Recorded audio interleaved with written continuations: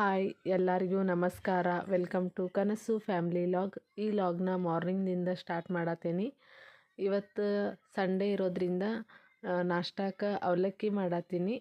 ನಮ್ಮ ಕಡೆ ಎಲ್ಲ ಡೈಲಿ ನಾಷ್ಟಾಕ್ಕೆ ಅವಲಕ್ಕಿ ಉಪ್ಪಿಟ್ಟು ಅಂತ ಏನೂ ಮಾಡ್ಕೊತ ಕುಂಡಂಗಿಲ್ಲ. ಯಾಕಂದ್ರೆ ಬೆಳಿಗ್ಗೆದ್ದು ರೊಟ್ಟಿ ತಿಂದ್ರನ ಹೊಟ್ಟೆ ತುಂಬ್ತೈತಿ. ನಾಷ್ಟ ಗಿಷ್ಟ ಏನು ಮಾಡಂಗಿಲ್ಲ. ಬೆಳಿಗ್ಗೆ ರೊಟ್ಟಿ, ಮಧ್ಯಾಹ್ನನೂ ರೊಟ್ಟಿ, ಸ್ವಲ್ಪ ಅನ್ನ ಸಾರು ತಿಂದನ ಎಲ್ಲರೂ ಕೆಲಸಕ್ಕೆ ಹೋಗ್ತಾರೆ. ನಮಗೂ ಇದು ಅವಲಕ್ಕಿ ಉಪ್ಪಿಟ್ಟು ಇದು ನಾಷ್ಟ ಅಭ್ಯಾಸ ಇಲ್ಲ. ಅದು ತಿನ್ನೋಕಷ್ಟು ಡೈಲಿ ಇಷ್ಟನೂ ಆಗಂಗಿಲ್ಲ. ಹಾಗಾಗಿ ಸಂಡೇಗೊಮ್ಮೆ ಏನಾದರೂ ಅವಲಕ್ಕಿ ಉಪ್ಪಿಟ್ಟು ಮತ್ತು ಯಾವಾಗ ನಡಕ್ಕೆ ವಾರದಾಗ ಮನಸ್ಸು ಬರ್ತೈತ್ಲೆ ಆ ಟೈಮ್ಗಷ್ಟು ಅವಲಕ್ಕಿ ಉಪ್ಪಿಟ್ಟು ಮತ್ತು ಬೇರೆ ನಾಷ್ಟ ಏನಾರೇ ಮಾಡ್ತೀವಿ.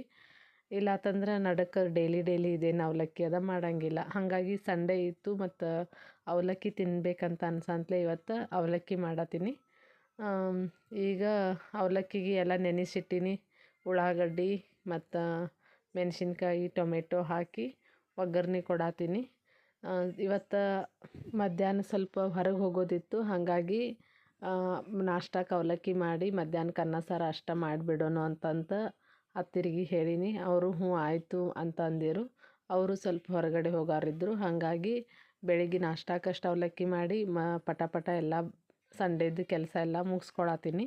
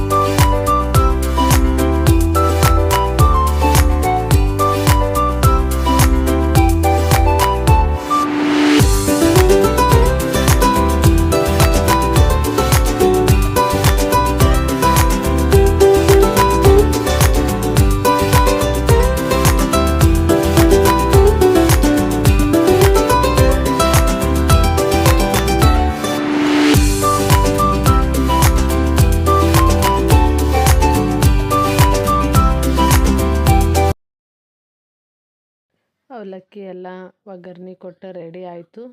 ನಾನು ಟೊಮೆಟೊ ಹಾಕಿದ್ರಿಂದ ಲಿಂಬೆಕಾಯಿನ ಹಾಕೋಕ್ಕಿಲ್ಲ. ಹಾಗಾಗಿ ಟೊಮೆಟೊ ಹಾಕೀನಿ. ಈಗ ಅವಲಕ್ಕಿ ಎಲ್ಲ ಮಾಡಿ ಒಗ್ಗರಣೆ ಆದ ನಂತರ ಒಂದು 2 ನಿಮಿಷ ಇದ್ರ ಮೇಲೆ ಒಂದು ಪ್ಲೇಟ್ ಮುಚ್ಚಿ ಸಣ್ಣ ಲೋ ಫ್ಲೇಮ್ದಾಗ ಇಟ್ಟು ಅಂದ್ರೆ ಅವಲಕ್ಕಿ ಚೆಂದಂಗೆ ಮೆದುವಾಗಿ ಚೆಂದಂಗೆ ಒಗ್ಗರಣೆ ಎಲ್ಲ ಇದನ್ನು ಹಿಡ್ಕೊತೈತಿ. ಹಾಗಾಗಿ ಇದೆಲ್ಲ ಆದ ನಂತರ ಒಂದು 2 ನಿಮಿಷ ಪ್ಲೇಟ್ ಮುಚ್ಚಿ ಸಣ್ಣ ಮೀಡಿಯಮ್ ಫ್ಲೇಮ್ ಇಟ್ಟರೆ ಅವಲಕ್ಕಿ ಭಾಳ ಚಲೋ ಬರ್ತೈತಿ. ಹಾಗಾಗಿ ಈಗ ಒಂದು 2 ನಿಮಿಷ ಆಯಿತು ತೆಗೆದ್ನಿ. ಈಗ ಅವಲಕ್ಕಿ ರೆಡಿ ಆಯಿತು. ಮತ್ತು ನಮ್ಮ ಕಡೆ ಏನೈತಿ ಅವಲಕ್ಕಿ ಜೊತೆ ಚಾ ಇದ್ರನ ಅವಲಕ್ಕಿ ಒಳಗೆ ಹೋಗ್ತೈತಿ ಗಂಟ್ಲಾಗ. ಇಲ್ಲಾತಂದ್ರೆ ಹೋಗಂಗೇ ಇಲ್ಲ. ಬೆಳಿಗ್ಗೆನೇ ಎದ್ದು ಒಂದು ಸಲ ಎಲ್ಲರೂ ಚಹಾ ಕುಡ್ದಿದ್ದು. ನಾವು ಜಾಸ್ತಿ ಕರಿ ಚಾನ ಕುಡಿತೇವೆ. ಹಾಗಾಗಿ ಬೆಳಿಗ್ಗೆ ಕರಿ ಚಹಾ ಕುಡ್ದಿದ್ದು ಈಗ ಅವಲಕ್ಕಿ ಜೊತೆ ಹಾಲಿನ ಚಹಾ ಮಾಡೋಣ ಅಂತಂದು ಮತ್ತು ನಮ್ಮ ಹತ್ತಿರ ಚಹಾ ಕೆಡಾತಿರು. ಅವಲಕ್ಕಿ ಆಗ್ಬಿಡೋದು ತಿನ್ನಿರಿ ಅಂತ ಹೇಳತ್ತೀನಿ. ಹಾಗಾಗಿ ಅವ್ರನ್ನ ಇಲ್ಲಿ ಒಂದು ಸ್ವಲ್ಪ ಚಾನ ಮಾಡ್ಕೋತೇನೆ. ಚಹಾ ಇದ್ರೇ ಅವಲಕ್ಕಿ ಹೋಗ್ತೈತಿ ಅಂತಂದು ಅವ್ರು ಮತ್ತು ಚಹಾ ಕೆಡಾತಿರು. ಅಷ್ಟೊತ್ತಿಗೆ ನಮ್ಮ ಮನೆಗೆ ಆಂಟಿ ಬಂದಿರು. ಹಾಗಾಗಿ ಅವರ ಹಾಲಿನ ಚಹಾ ಕುಡಿಯೋಂಗಿಲ್ಲ, ಕರಿದು ಕುಡಿತೇವೆ ಅಂತಂದರು. ಅವ್ರಿಗೆ ಫಸ್ಟ್ ಕರಿದನ್ನು ಮಾಡಿ ಕುದಿಸಿ ಅವ್ರಿಗೆ ಕೊಟ್ಟು ಆಮೇಲೆ ನಾವು ಹಾಲು ಹಾಕ್ಕೊಂಡು ಕುಡಿಯೋಣ ಅಂತಂದು ಇದೆಲ್ಲ ನಾಷ್ಟ ರೆಡಿ ಆದ್ರೂ ಸಾನೂನು ಎಬ್ಬಿಸಾತೀನಿ. ಏಳು ಅಂತಂದ್ರೆ 9 ಗಂಟೆ ಆಗಿತ್ತು. ಆಕಿ ಇನ್ನೂ ಏನು ಏಳು ಇದ್ರಾಗ ಇರೋಕ್ಕಿಲ್ಲ. ಹ್ಞೂ ಹೇಳ್ತೇನು ಅಂತಂದು ಹಂಗೆ ಗಪ್ಪ ಮಲ್ಕೊಳತ್ತಿಳು. ನಾನು 1-2 ಸಲ ಎಬ್ಬಿಸಿ ಹೋದ್ನಿ. ಇನ್ನು ಯಾವಾಗ ಹೇಳ್ತಿ ಹೇಳುವ ಅಂತಂದು. ಸಂಡೇ ಇತ್ತು, ಕೇಳಂಗೇ ಇಲ್ಲ, ಮಲ್ಕೊಳ್ಬೇಡ ಅಂತ ಅಂದಿನಿ. ಇದು ಕರಿ ಚಹಾ ನಮ್ಮ ಮನೆಗೆ ಬಂದಿರೋ ಆಂಟಿಗೆ ಅವ್ರಿಗೆ ಕೊಡಾಕ ತೆಗೆದಿಟ್ಟು ನಮ್ಗೆ ಅವಲಕ್ಕಿ ಜೊತೆಗೆ ಕರಿ ಚಹಾ ಸರಿ ಹೊಂದಂಗಿಲ್ಲ ಅಂತಂದು ಇದು ಚಾಕ್ಕೆ ಸ್ವಲ್ಪ ಮತ್ತಟ ಚಹಾ ಪುಡಿ ಅದ ಹಾಕಿ ಹಾಲು ಹಾಕ್ಕೊಂಡು ಅವಲಕ್ಕಿ ಚಹಾ ತಿಂದು ಕುಡಿದ್ರನ ಚಲೋ ಅನ್ನಿಸ್ತೈತಿ. ಹಾಗಾಗಿ ಮತ್ತು ಚಾಕ್ಕೆ ಹಾಲು ಹಾಕತ್ತಿದ್ದು. ಈಗ ಹತ್ತಿರ ಹೊರಗೆ ಹೋಗಾರಿದ್ರು, ಹಾಗಾಗಿ ಎಲ್ಲಾನ ಅವರು ಬೆಳಿಗ್ಗೆ ಎದ್ದೀಗ ರೆಡಿ ಆಗಿರು. ಆಂಟಿ ಬಂದಿರು, ಅವರಿಗೆ ಚಹಾ ಕೊಡಕ್ಕೆ ಹೊಂಟಿರು. ಮತ್ತು ಇನ್ನು ಅವ್ರಿಗೆ ಚಹಾ ಕೊಟ್ಟ ಇವರು ನಾಷ್ಟ ಮಾಡಿ ಸ್ವಲ್ಪ ಕೆಲಸ ಐತಿ ಅಂತಂದು ಹೊರಗೆ ಹೊಂಟಿರು. ಈಗ ನಮ್ಮದು ಚಹಾ ರೆಡಿ ಆಗತೈತಿ. ಇನ್ನು ಚಹಾ ರೆಡಿ ಆದ ತಕ್ಷಣ ನಾವು ನಾಷ್ಟ ಮಾಡಿ ಇನ್ನು ನಮ್ಮ ಕೆಲಸ ಮುಂದಿನ ಎಲ್ಲ ಮುಗಿಸ್ಕೋಬೇಕಂತ ಇತ್ತು. ಸಾನು ನೆಬಿಸಿನಿ, ಅವಲಕ್ಕಿ ರೆಡಿ ಆಗೈತಿ ಹೇಳು ತಿನ್ಬಾ ಅಂತ ಹೇಳಿ ಆಕೇನು ನಂಗೆ ಈಗ ಬೇಡ ನಾ ಮಲ್ಕೋತೇನಂತಂದು ಹಂಗೆ ಮಲ್ಕೊಂಡೇಳು. ಆಯ್ತು ಬಿಡು ನೀ ಯಾವಾಗ ಎದ್ದು ತಿನ್ನು ಅಂತಂದು ನಾನು ಹತ್ತಿರಿಬ್ರು ನಾಷ್ಟ ಮಾಡೋಕೆ ರೆಡಿ ಆದ್ದು. ಇಲ್ಲಿ ಹತ್ತಿರ ನನಗೆ ಅವ್ರಿಗೆ ಹಾಕತ್ತಿರು.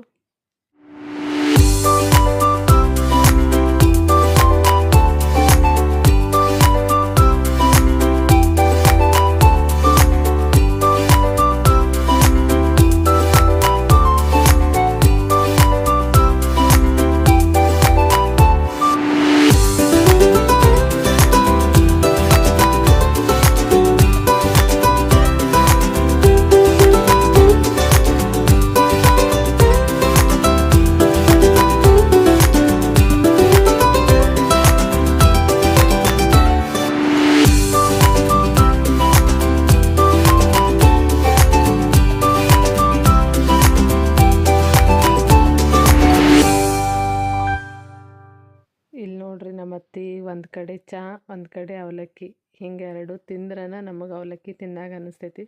ಬರೀ ಅವಲಕ್ಕಿ ತಿಂದ್ರೆ ಅದು ಅವಲಕ್ಕಿ ಹೋಗಂಗಿಲ್ಲ, ಅದು ಅನ್ನಿಸ್ತೈತಿ.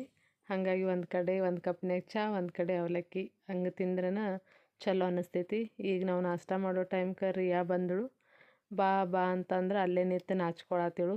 ಭಾಳ ಫೋರ್ಸ್ ಮಾಡಂತಲೇ ಬಂದು ನೋಡೇಳು ನಾವೇನು ನಾಷ್ಟ ಮಾಡತ್ತೇವೆ ಅಂತಂದು. ಅವಲಕ್ಕಿ ಮಾಡಿದೆವು ತಿಂತೇನಂತ ಕೇಳಿದು. ಹ್ಞೂ ತಿಂತೇನು ಅಂತಂದಳು. ಹಾಗಾಗಿ ಹತ್ತಿರ ಆಕಿಗೆ ಹಾಕಿ ಕೊಡಾತಿರು. ನೀನು ಸ್ವಲ್ಪ ತಿನ್ನು ಅಂತಂದ. ಅವ್ರ ಅಕ್ಕಾಗಿಟ್ಟಿದ್ದು ಅವ್ರ ಅಕ್ಕ ಏನು ಎಳವಾಳಗಿಳು ಇನ್ನಾದ್ರೂ. ಹಾಗಾಗಿ ನೀನು ತಿಂದ್ಬಿಡು ರಿಯಾ ಅಂತಂದು ಆಕಿಗೆ ಹಾಕಿಕೊಟ್ಟು ಆಕೆ ನಾ ತಿಂತೇನು ಅಂತಂದು ಇಲ್ಲೇ ಕುಂತಳು. ನಾ ಏನು ಮಾಡೀನಿ, ಇನ್ನು ನನ್ನ ಪರ್ಷಿ ಅದ ಒರೆಸೋದಿತ್ತು ಸಂಡೇ. ಹಾಗಾಗಿ ನೀನು ಇಲ್ಲಿ ಸ್ಲೋ ತಿನ್ಕೋತ ಕುಂತೆ ಅಂದ್ರೆ ನನ್ನ ಕೆಲಸ ಎಲ್ಲ ಆಗಂಗಿಲ್ವ, ಅಲ್ಲಿ ಅಜ್ಜನ ಕಡೆ ಹೋಗು ಅಜ್ಜ ತಿನ್ನಿಸ್ತಾ ಅಂತ ಹೇಳಿ ಹ್ಞೂ ಆಯಿತು ಹೋಗ್ತೇನು ಅಂತ ಅಂದಳು. ಒಂದೆರಡು ತುತ್ತು ತಿನ್ನಾತಿತ್ತು. ಅಲ್ಲಿ ಅಜ್ಜನ ಕಡೆ ಹೋಗೋಣ ಅಂತಲೇ ಹೋಗ್ತೇನಂತ ಹೇಳಿ ಮತ್ತು ಆಕಿನ ಅಲ್ಲಿ ಅವ್ರ ಅಜ್ಜನ ಕಡೆ ಬಿಟ್ಟು ಬಂದೀನಿ. ಈಕಿ ಸಾವಕಾಶ ತಿನ್ನೋತಕ್ಕ ಅಂದ್ರೆ ಮತ್ತು ನಾ ಈಕಿನ ನೋಡ್ಕೊತ ಇಲ್ಲೇ ಈಕಿ ಹತ್ರನ ಕೊಂಡ್ಬೇಕಾಗ್ತೈತಿ ಅಂತ ಅಂದ.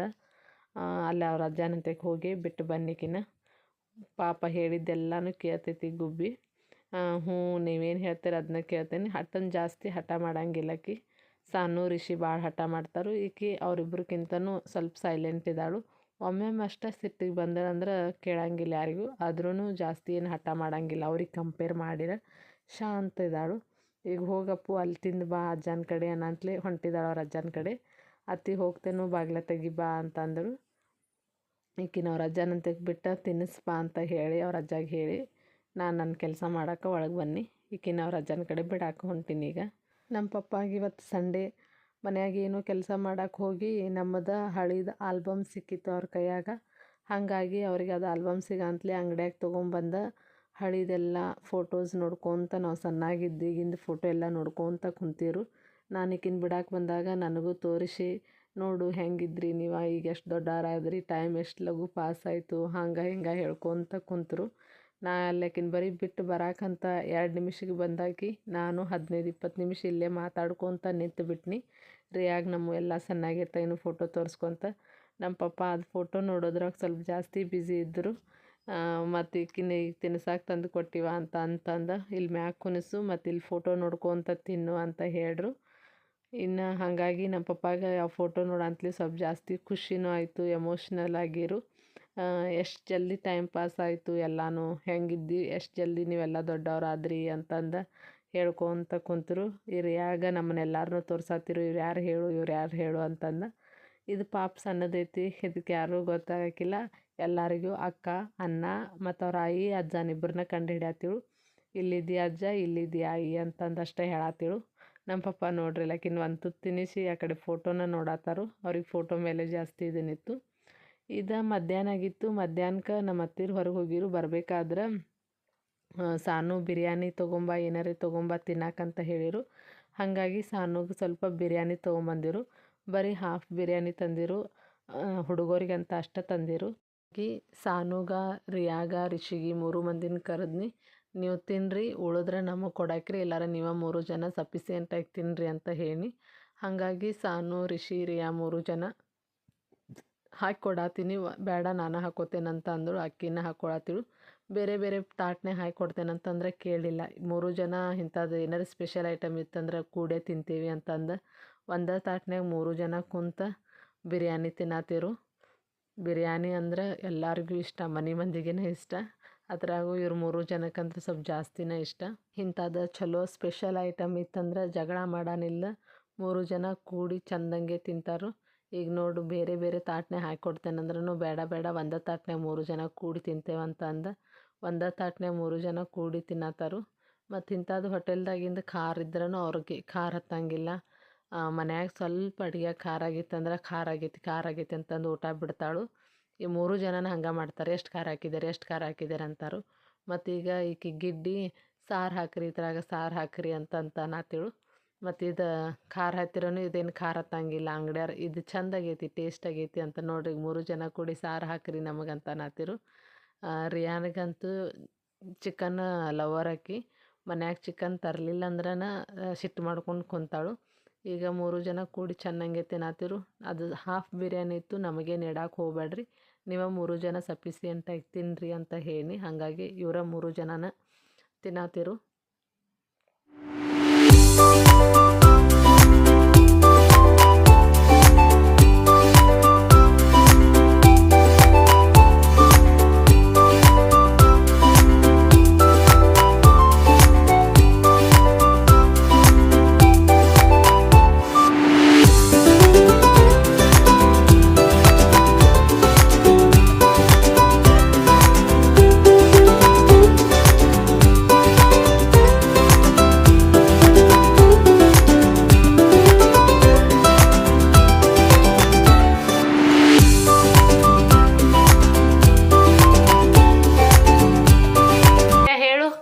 ಎಲ್ಲಿ ಹೋಗೋದಾ?